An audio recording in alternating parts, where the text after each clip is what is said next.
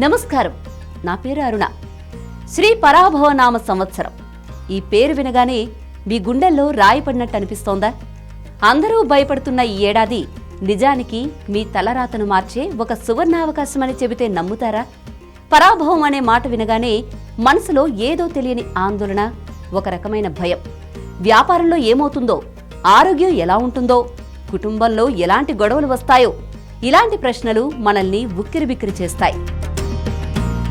చాలామంది ఈ సంవత్సరాన్ని ఒక గండంగా, అపశకునమని అనుకుంటున్నారు.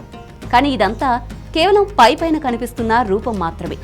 దీని వెనుక ఉన్న అసలు ఆధ్యాత్మిక రహస్యం తెలిస్తే మీరు ఖచ్చితంగా ఆశ్చర్యపోతారు. శాస్త్రాలు ఏం చెబుతున్నాయంటే, ఈ పరాభవనామ సంవత్సరం కొందరికి అఖండ విజయాలను, ఊహించని సక్సెస్ ను అందించబోతోంది. మీరు కూడా అలాంటి సక్సెస్ ను అందుకోవాలి అంటే ఈ వీడియోను చివరి వరకు చూడండి. మీ భయాన్ని బలంగా మార్చే ఆ రహస్యం ఇప్పుడు మీకోసం.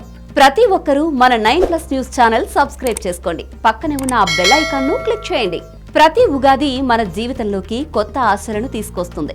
60 ఏళ్లు తెలుగు సంవత్సరాల చక్రంలో కొన్ని పేర్లు వినగానే మనం భయపడతాం. అందులో పరాభవం ఒకటి. పరాభవం అంటే ఓటమి, అవమానమని వాడుకలో ఉండడమే ఈ భయానికి అసలు కారణం. మన చుట్టూ ఉన్నవాళ్ళు, అంటే కొన్నిసార్లు మన పెద్దవాళ్లు కూడా ఈ ఏడాది చాలా జాగ్రత్తగా ఉండాలి, కొత్త పనులు మొదలు పెట్టకు, పెట్టుబడులు అస్సలు వద్దు అని సలహాలు ఇస్తూ ఉంటారు. ఈ మాటలు మనసులో నాటుకుపోయి మన కాన్ఫిడెన్స్ ని దెబ్బతీస్తాయి. ఏదైనా పని మొదలు పెట్టే ముందే సంవత్సరం పేరు బాగాలేదు, ఇది ఫెయిల్ అవుతుందేమో అనే నెగటివ్ ఆలోచనను మనమే మన బుర్రలో నాటుకుంటూ ఉంటాం.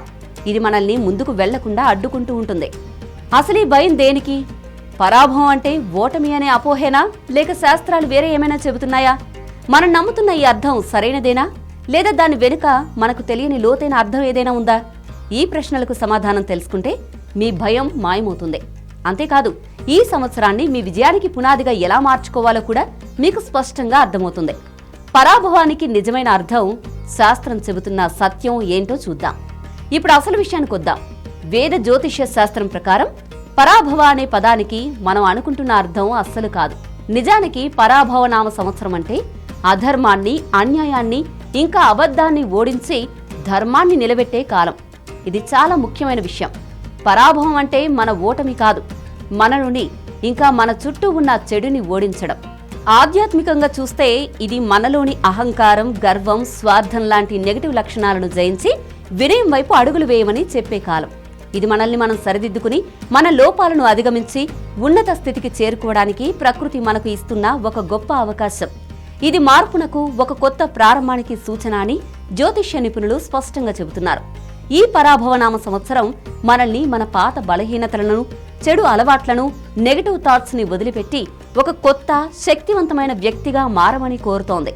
అందువల్ల ప్రతి ఒక్కరూ గుర్తుంచుకోండి, ఈ ఏడాది ఎవరికి పరాభవం? అధర్మానికి, అన్యాయానికి, అసత్యానికి పరాభవం జరుగుతుంది. మరి విజయం ఎవరిది? ధర్మం, నీతి, నిజాయితీ, కష్టపడి పనిచేసే స్వభావంతో ఎవరు ఉంటారో వాళ్ళకి ఈ సంవత్సరం అద్భుతమైన విజయాలను అందిస్తుంది. సో భయపడ్డం ఆపి ఈ సంవత్సరాన్ని మీకు అనుకూలంగా ఎలా మార్చుకోవాలో తెలుసుకోవడానికి సిద్ధంగా ఉండండి. శ్రీ పరాభవనామ సంవత్సరం అంటే ఓటమి కాదు, అది అధర్మం యొక్క ఓటమి. ఇది ముగింపు కాదు, ఒక కొత్త, శక్తివంతమైన ప్రారంభం. ఇది మనలోని చెడును జయించి ధర్మ మార్గంలో నడవడానికి ప్రకృతి మనకు ఇస్తున్న ఒక పిలుపు.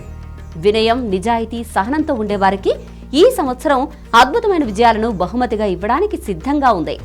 అందువల్ల పరాభవనామ సంవత్సరానికి భయంతో కాదు, ఒక యోధుడిలాగా ధైర్యంతో స్వాగతం పలకండి. ఇది మీలోని అహంకారాన్ని, అసూయను పరాభవం చేసి మీ జీవితంలో ధర్మాన్ని, విజయాన్ని, శాంతిని నిలబెట్టే సువర్ణావకాశం. ఈ సంవత్సరం మీ అందరికీ అఖండ ఆరోగ్య, ఐశ్వర్య విజయాలను అందించాలని ఆ భగవంతుణ్ణి మనస్ఫూర్తిగా కోరుకుంటున్నాం. Please subscribe 9+ news channel. సర్వేజన సుఖినో భవంతు.